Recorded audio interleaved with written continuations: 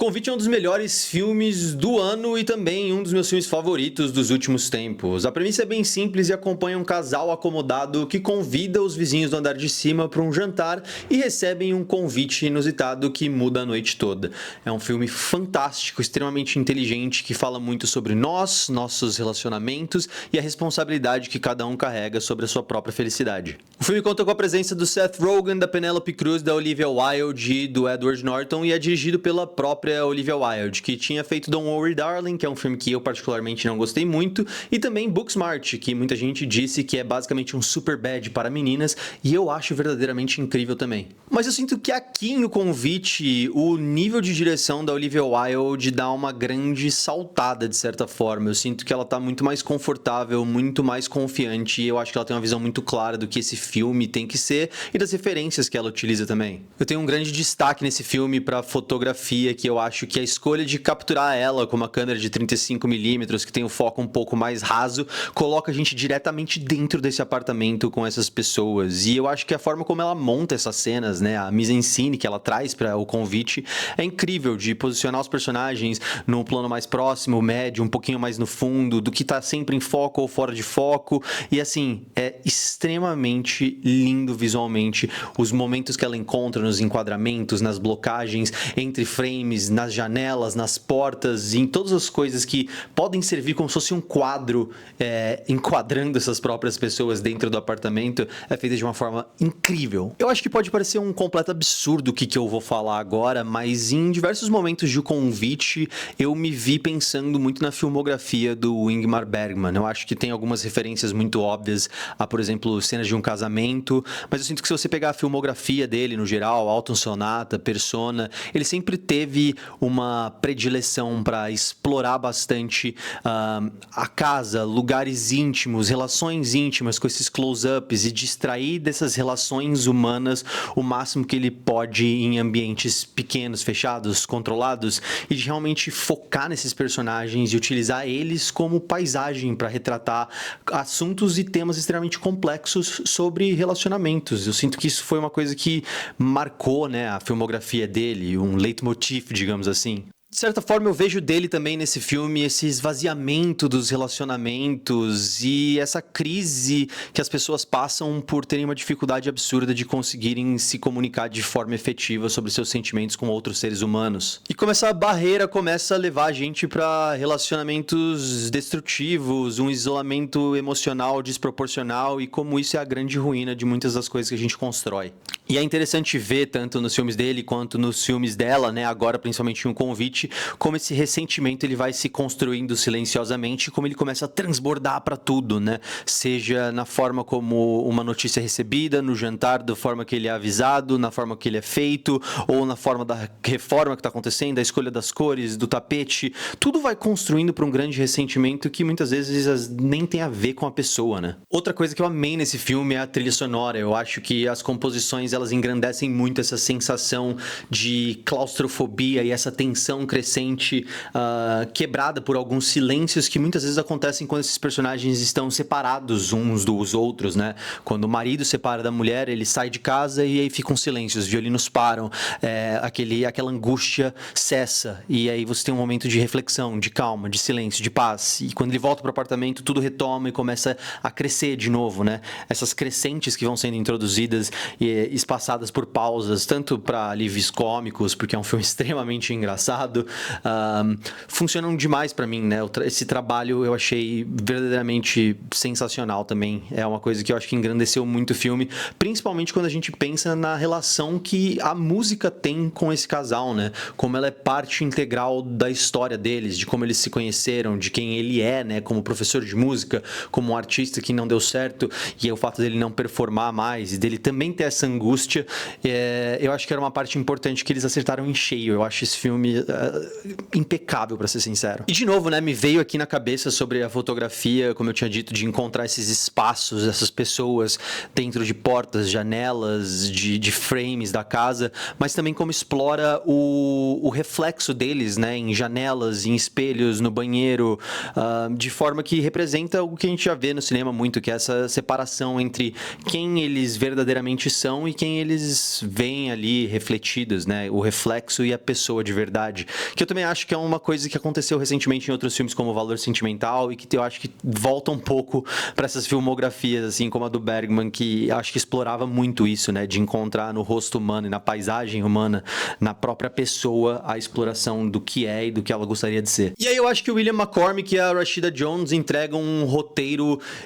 louvável no sentido de que ele é muito engraçado, mas ao mesmo tempo ele vai carregando diversas alfinetadas, rancores e angústias nas entrelinhas, entre cada piada, entre cada momento de alívio que você tá tendo ali na sessão, na sala, tá todo mundo rindo, você tá vendo que tem alguma coisa borbulhando por trás, até que finalmente ele explode num terceiro ato que amarra perfeitamente e traz essa comédia pra virar um drama, vira essa grande dramédia, que eu acho que tem alguns momentos mais importantes e reflexivos que a gente tem no filme, quando a gente começa realmente a fazer diagnósticos sobre por que aquelas pessoas agem daquela forma e como elas estão terceirizando a responsabilidade da felicidade delas próprias para o seu cônjuge e como isso não é nada saudável. Então, assim, claro, por ter todo esse elenco que é fantástico e por ter já, de certa forma, esse histórico em fazer comédia, que é a Olivia Wilde com o Seth Rogen, o próprio Edward Norton e a Penélope Cruz já fizeram algumas coisas um pouquinho mais leves.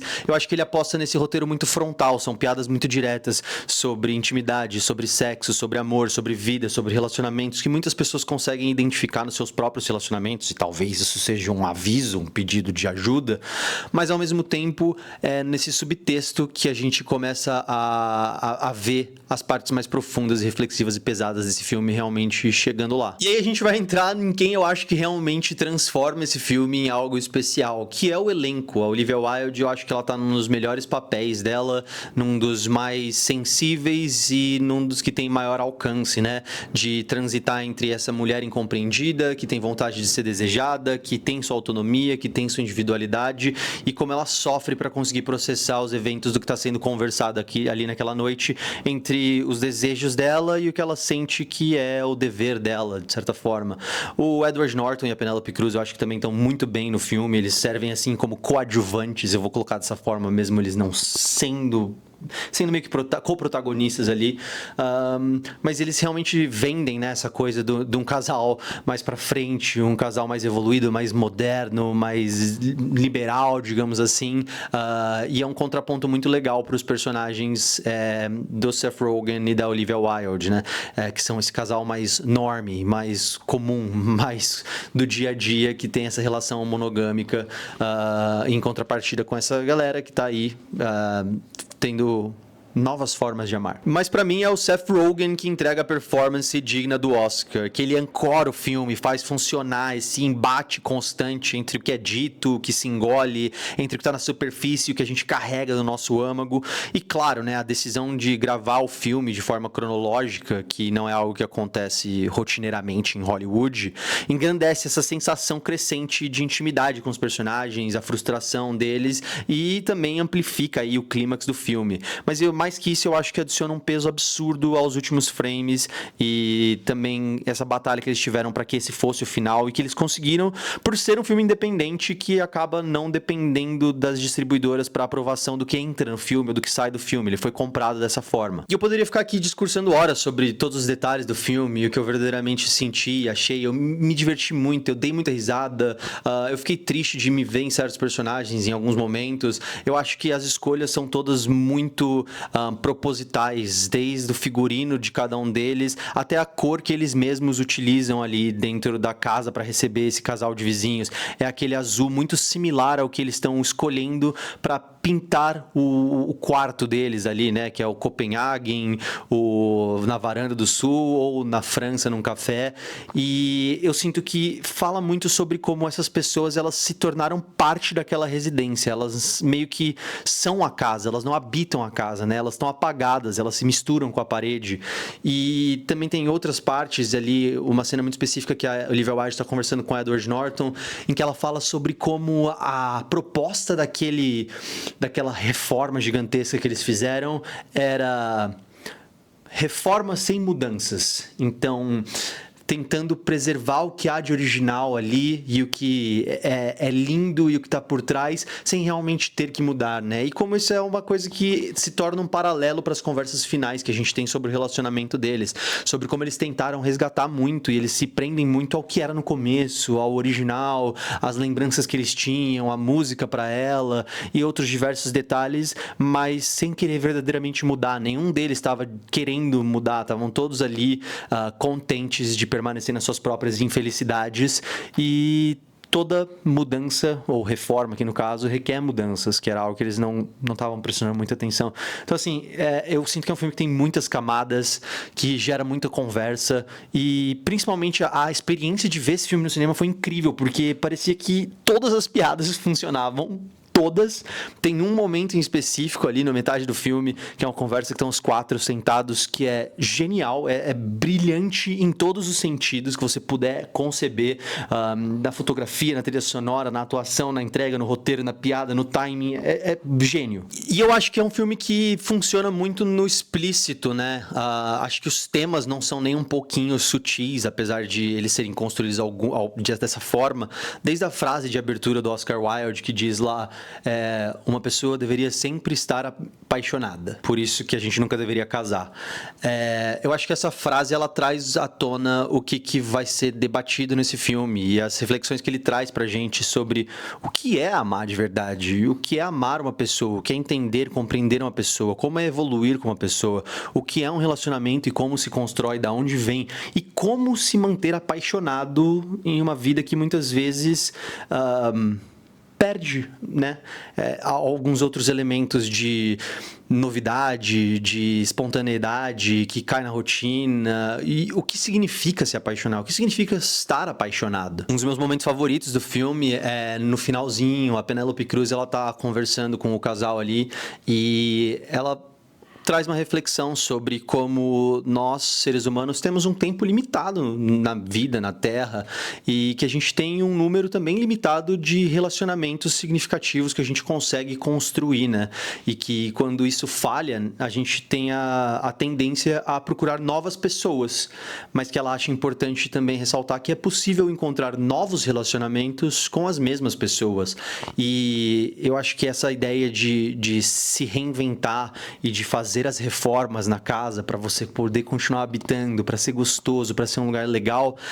é uma das coisas mais bonitas que eu